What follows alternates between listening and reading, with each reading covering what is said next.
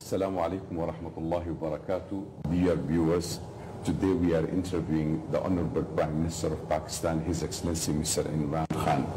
In fact, today is the first international exclusive interview granted by His Excellency Mr. Imran Khan to Al-Ekhbariya, so I would like to thank him very much for this opportunity.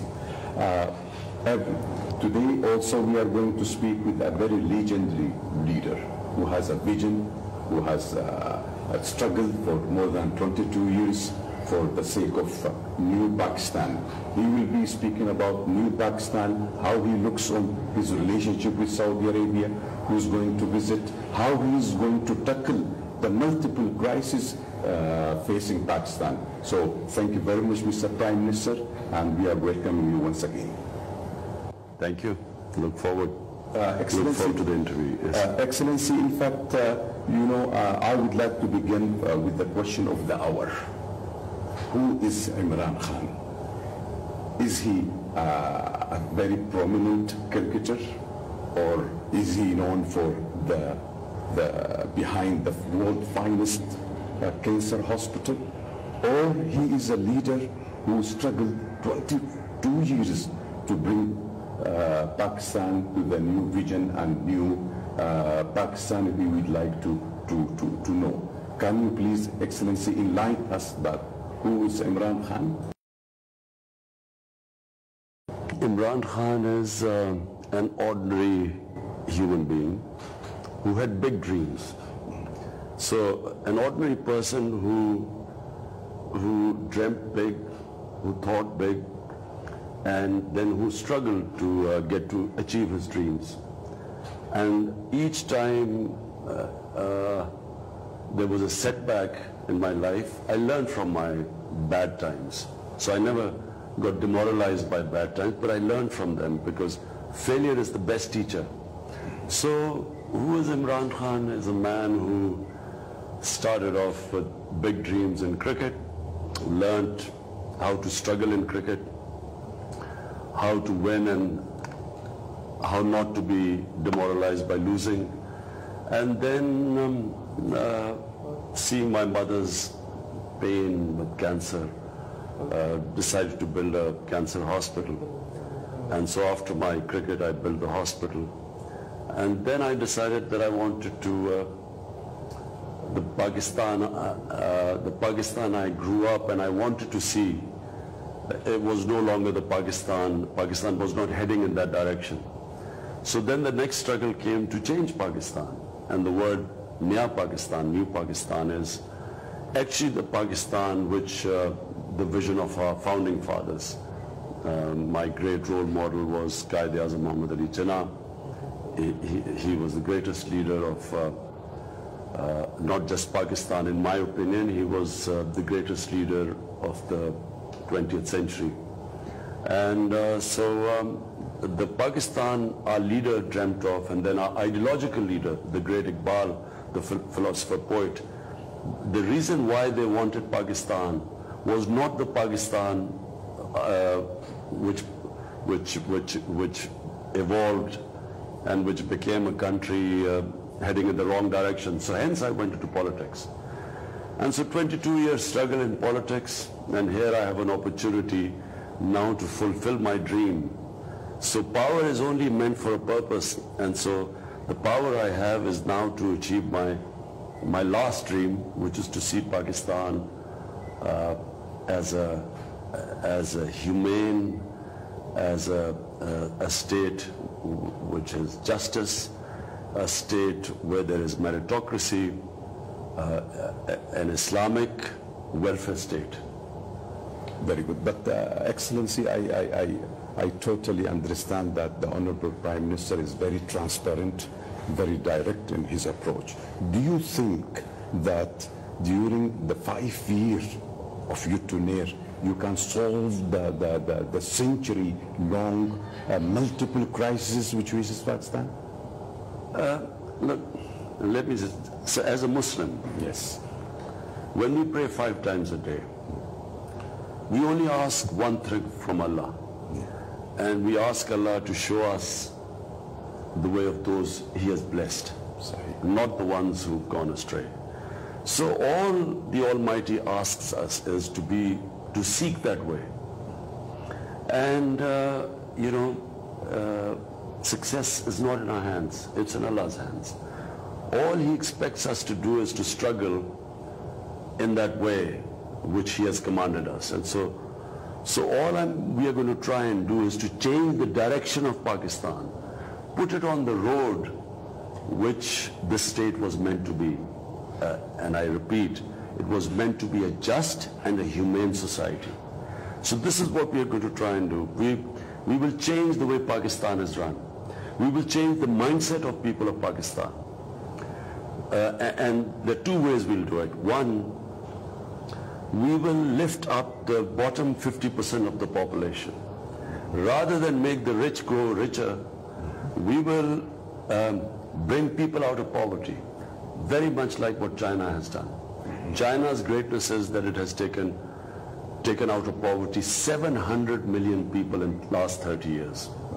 And it has become a world power. What we want to do is not do what Pakistan has been run for so many years, where the rich have got richer.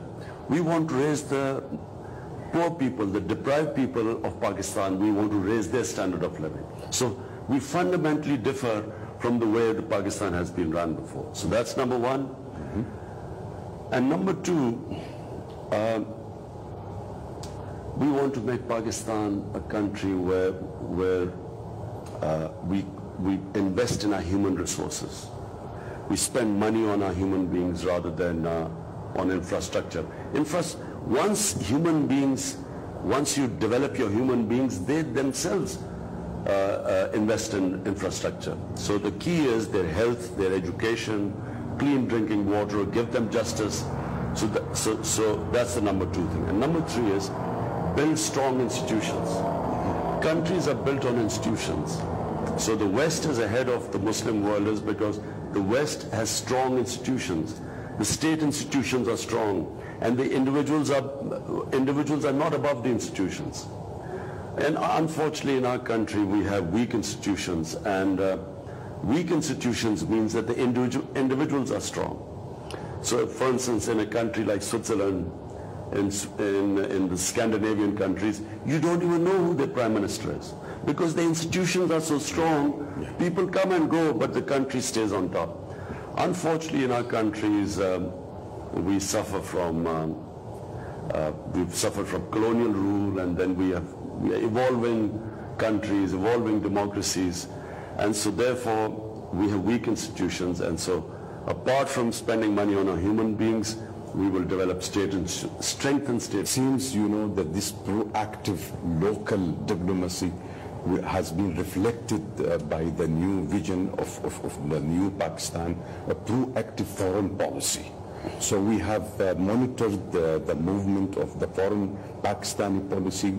So how you see the proactive Pakistani policy in the geopolitical scenario international and in the Islamic arena, and positioning Pakistan's role is strengthening the strategic relationship with Saudi Arabia? Well, let me first say that Pakistan has suffered in the last 15 years because of the war on terror. Pakistan opted to join the war on terror, which had nothing to do with Pakistan. 9/11, the people who were responsible for 9/11 were not in Pakistan. No Pakistani was involved. And Al-Qaeda was in Afghanistan. And for no reason, Pakistan got involved in this war, and we suffered. So up to date, we have 88,000 Pakistanis have died in this war. And the loss to the economy has been over $100 billion. And our tribal areas along the border of Afghanistan have been devastated. So what we now want is peace. We want stability in Pakistan. To get stability, we need peace with all our neighbors. We already have very good relationship with China. We need good relationship with Afghanistan and India. We have made overtures to both. We want to develop a new relationship with both Afghanistan and India, a relationship based on mutual trust. Unfortunately, this is what has been missing. Pakistan has one point of view, India and Afghanistan have another point of view. And what is lacking is that there is lack of trust, a trust deficit. So we want to build our relationship based on mutual trust. And Iran is a neighbor. Of course, we want a good relationship with all our neighbors. Saudi Arabia is one country which has, people in Pakistan have a special love for Saudi Arabia. Of course, the main reason is because of Mecca and Medina. You know, every Muslim has a special bond with Saudi Arabia. But the governments of Saudi Arabia have always been very generous to Pakistan in times of our need. When we have had crisis in our country, Saudi Arabia has always been of great help to us. So there's this special bond with Saudi Arabia. And of course, Pakistanis all want Saudi Arabia to be secure, prosperous, for their well-being. We all pray for Saudi Arabia. So my question, Excellency, is why you have chosen Saudi Arabia to be your first destination in the foreign trips? I did not want to go out of Pakistan for first 3 months. Yes, as in. And the reason is because, we're faced with diverse, multi-crises. And so, first of all, I wanted to put my house in order before traveling out of the country. I actually do not believe in traveling out of the country so much, because I think the most important thing for the head of a country is to look after various problems his people face. But Saudi Arabia, I'm going first of all, very kindly invited by His Majesty. Of course, the chance, whenever a Muslim has a chance to go to Mecca and Medina, that's why I made an exception. And of course, historically, Pakistanis, whenever elections take place and someone wins the election, historically, we always go to Saudi Arabia first. So, Excellency, how do you see, the future relationship between Saudi Arabia and Pakistan? How Pakistan could position itself in the Middle East and the Islamic arena? How could Saudi Arabia and Pakistan work together, maintaining peace in the region, projecting moderation, and in combating terrorism, and to bring about peace internationally? Stand by Saudi Arabia whenever they face difficult times. Secondly, ideally what we would like to do is to ensure peace in the Middle East, because it is very distressing for Muslims to see this conflict between Muslim nations.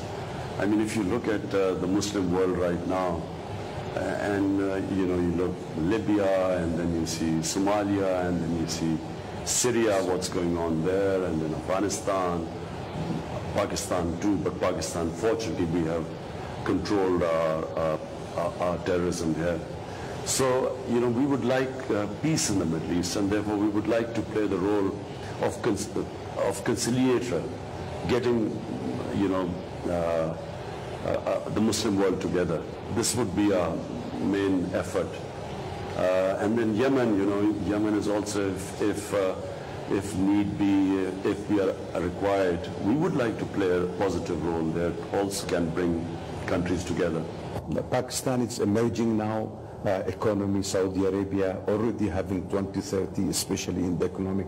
How do you think, Excellency, both countries can work together? In which area do you feel that to be enhanced, economy, business, media, industry? What are the areas, military cooperation, what are the areas do you feel that needs to be more explored in this relation? You see, Pakistan has tremendous opportunities of investment.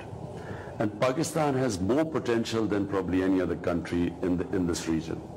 The reason is Pakistan has a second youngest population. It's a country of population of 200 million people. It's a country that is very diverse.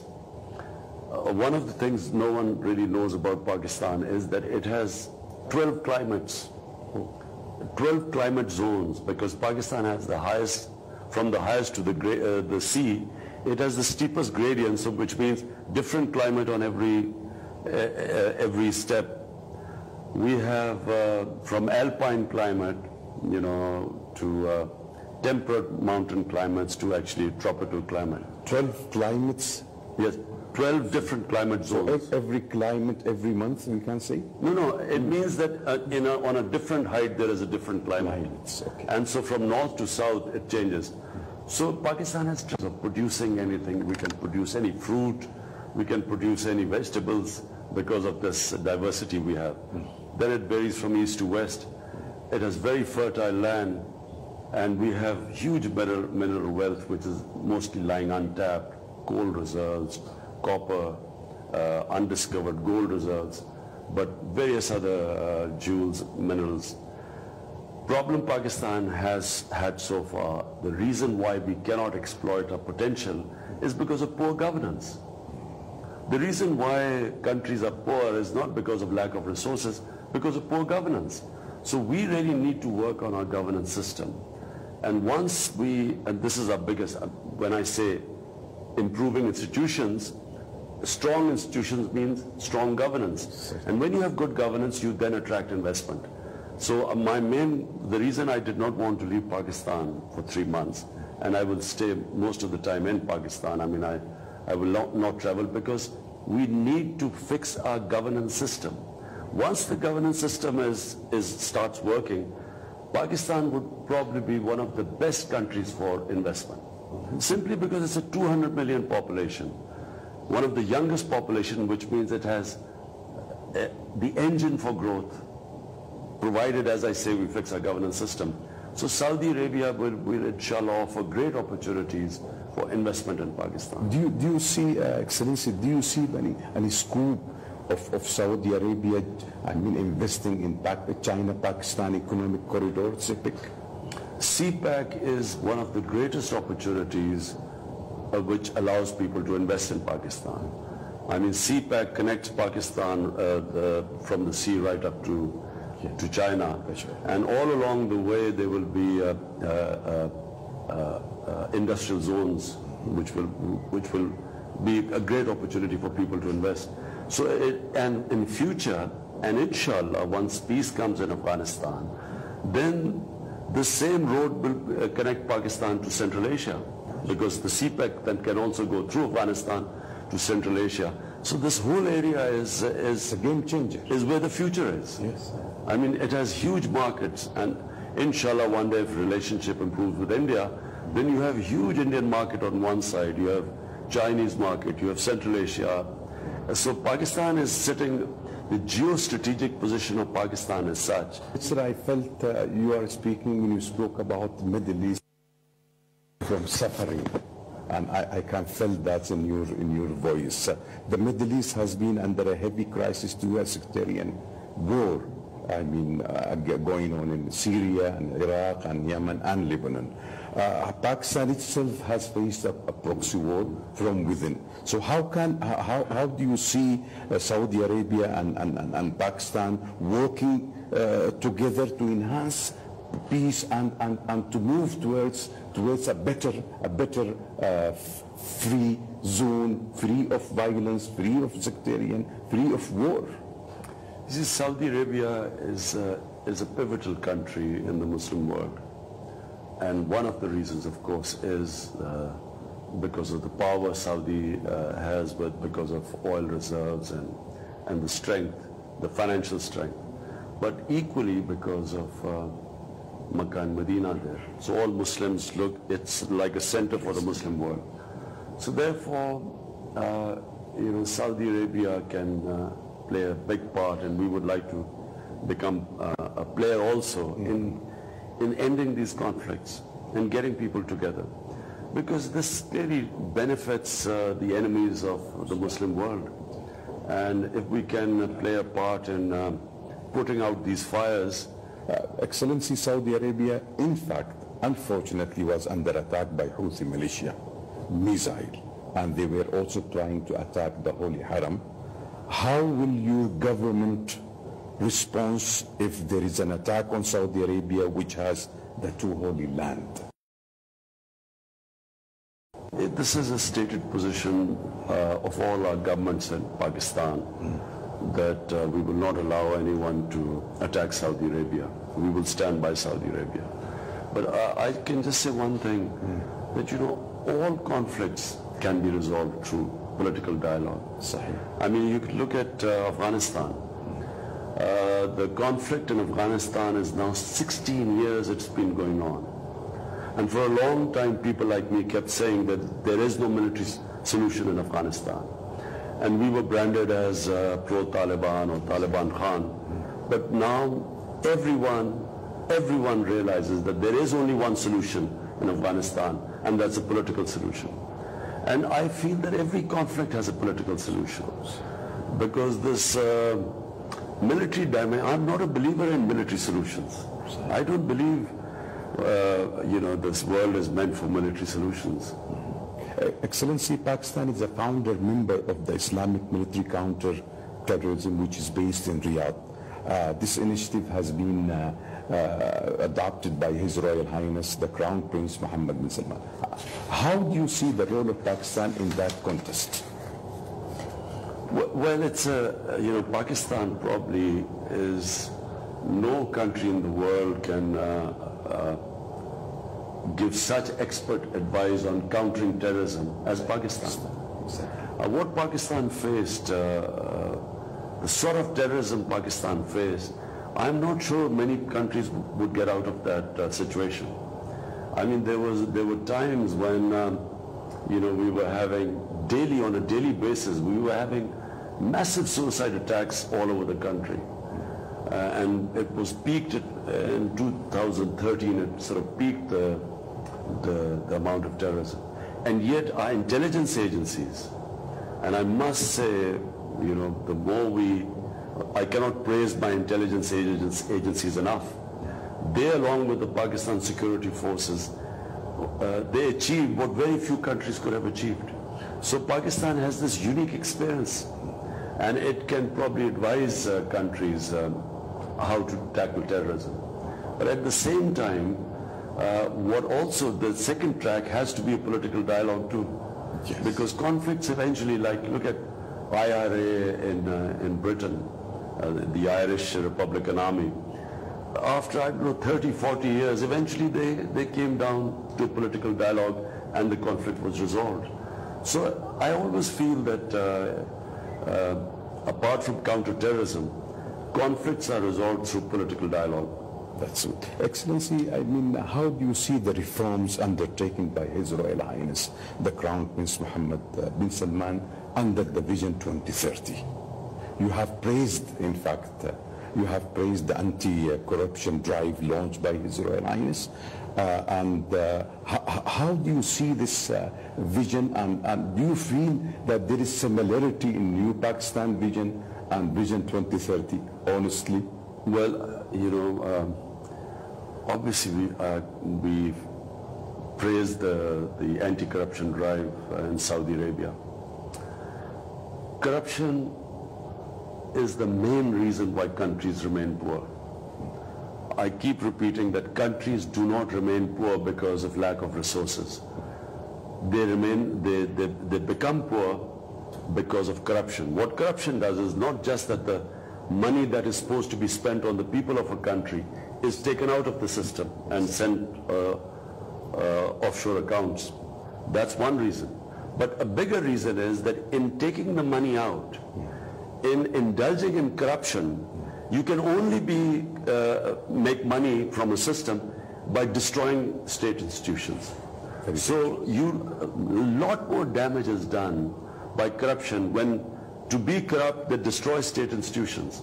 And when state institutions are destroyed, the country is gone. It becomes a third world country. So this anti-corruption drive in Saudi Arabia, obviously we feel that that's exactly something we should be doing. Problem is we are, His Highness was able to do this. In Saudi Arabia, we just I'm a bit constrained. I would love to do the same thing what he did in Saudi Arabia, but we can't do it here. But we are conducting a big anti-corruption drive. But with regards to the 2030 vision and the similar vision which you are adopted, because I assume, Excellency, most of the Pakistani population is younger generation, most of the Saudi population is younger generation. Do you feel that there is similarity in two visions and both countries can drive this vision towards the not only benefiting both countries but the Ummah? When we have a young population, then we have a huge responsibility to educate them, give them quality education, not just primary education, but especially higher education. We need quality universities. So inshallah, in Pakistan, we are going to, the state will, first of all, we're going to revamp the existing universities. But then we're going to start from setting up state-of-the-art universities. And we are starting by building a state-of-the-art university in what is the Prime Minister House. What was my Prime Minister House, this huge place we had. So I've decided to live in a small place, but convert that big, beautiful place, which was just for one person, the Prime Minister, convert it into a state-of-the-art university, higher education, postgraduate university. No country can progress without education, and specifically higher education. And now what we have is a knowledge economy. Knowledge economy means that, you don't have to have resources. Knowledge is in the mind. And for us, example is Singapore. Pakistan started off way ahead of Singapore. Today, Singapore has gone, in terms of exports, way ahead of Pakistan because they invested in the people and higher education. Excellency, you spoke about the education, and as you very well know, education and culture is the most basic factor in developing the country. Your project, Namal University, is highly commendable and highly, appreciable. We are having also a very prestigious universities. I'm going to speak to His Highness, and we'll work out what areas which we could mutually benefit each other. And education is certainly one of the biggest areas. We set up Namal University in a rural area in what was my constituency, Miawali. And what we discovered was that if you give quality education to the people who are poor, who are deprived of quality education, if you give them quality education, their hunger and drive is so much that they actually overtake people, from, say, like my background, who went to quality schools and got good education. They have much greater drive than people like us. So Namal University was affiliated to Bradford University in England. And so people in this rural area, 90% getting free education, 90% on scholarship. Their results were much better than the results in Bradford University. So what we have realized is that, we should really take education down to those people, to the deprived people in this country, to the poor people. How you will expand this education diplomacy which you had started with Namal? I mean, do you want to have it in the level of Pakistan? Do you want other countries to share this experience? Because this is, I believe, very unique, Excellency, that, this university associated with a very precious... Yes, obviously. The most important thing is that to cooperate with each other. So we would love to cooperate in this field of higher education. And what we have learned, and obviously what the experience of Saudi Arabia has been, because I believe, I'm not sure as yet what the state of the education is in Saudi Arabia, but I believe that a lot of education money is being spent on higher education in Saudi Arabia. Excellency, I mean, during the visit we are expecting several MOUs to be signed. I mean, what's your vision, how we can mechanize and move forward to execute this MOUs? Because, we had signed several MOUs in the past, but we need a mechanism to implement that. MOUs, because, we had, signed several MOUs in the past, but we need a mechanism to implement that. Can I just say one thing, that look, problem has been since colonialism, since countries came out, and most of the Muslim world was under colonial rule in the first half of the 20th century. So when countries came out of colonialism, we had a phenomenon where we were trying to evolve, we're finding our new forms of government. Every Muslim country was going through different stages of evolution. But what started happening is that we had this new colonialism, which is where we were told how to behave.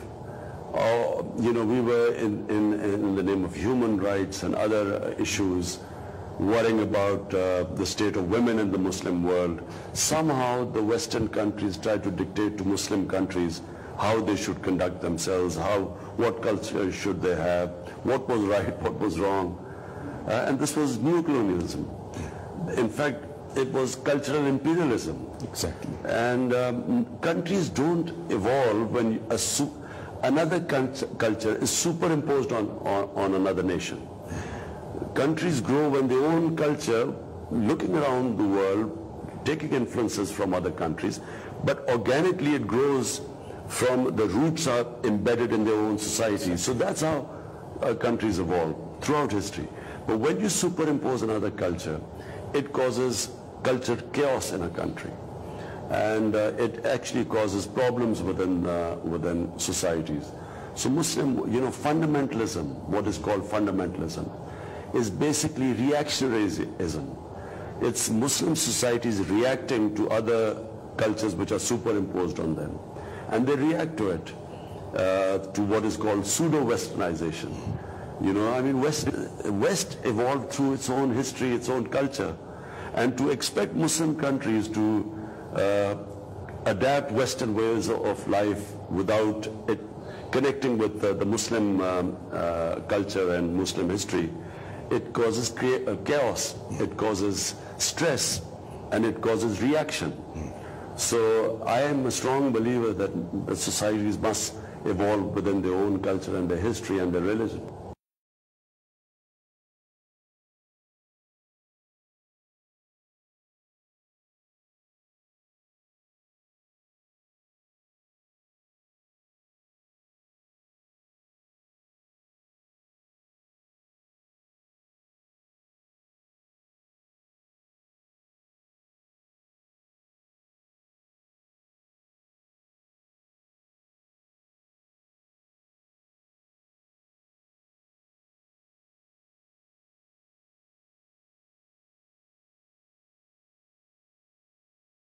Islam is a religion of moderation. Sahih.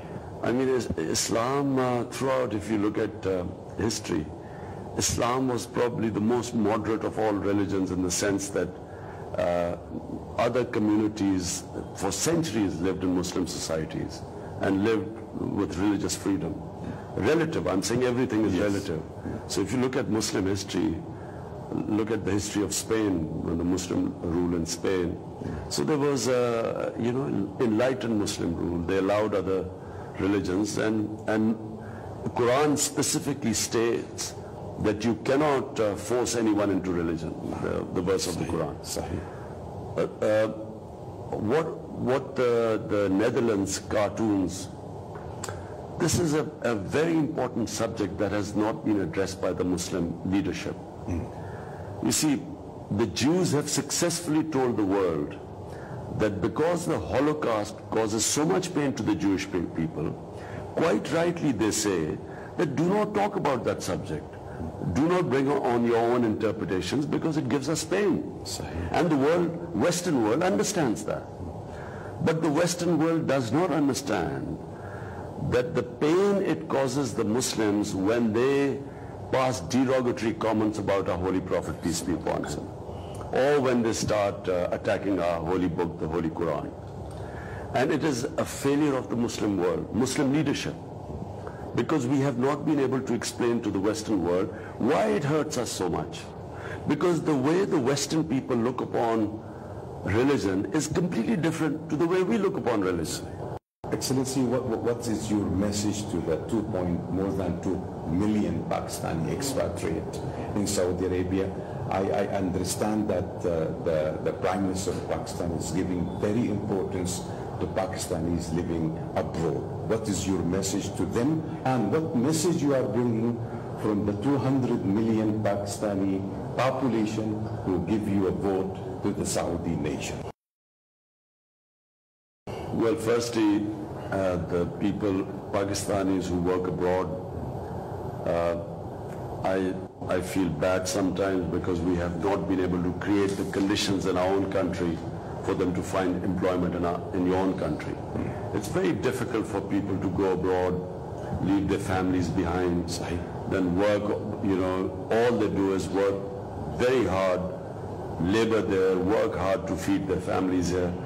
And I pray to Allah that one day, a day will come when people from outside will come to work in Pakistan. We will create conditions such that our people will not have to go out and seek employment abroad. But those Pakistanis, I have nothing but admiration for them. They are hard-working people. They are supporting their families, and they send money into Pakistan, which actually helps us in our bad times. It's that money, remittances from overseas Pakistanis, and I have nothing but admiration for them. And we will also ensure that we look after them. We haven't looked after them as well, but I've already instructed our embassies that they must look after our hard-working Pakistanis who work abroad.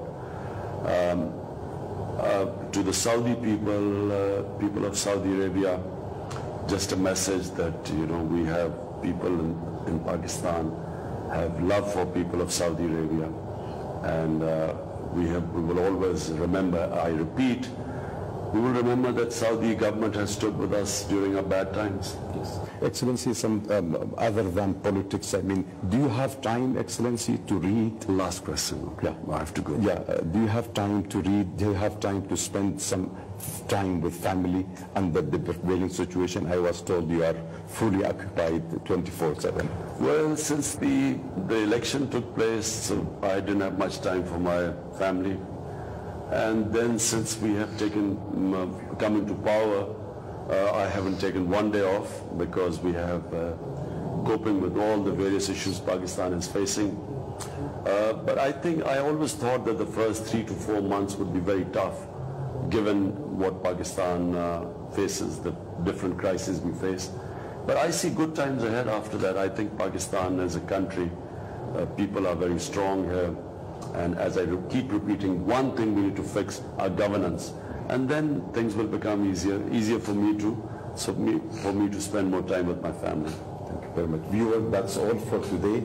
And I'm sure that all of us have equally enjoyed and have good time with this interview. Thank you very much, Mr. Prime Minister. I'm looking forward to see you very soon in Saudi Arabia.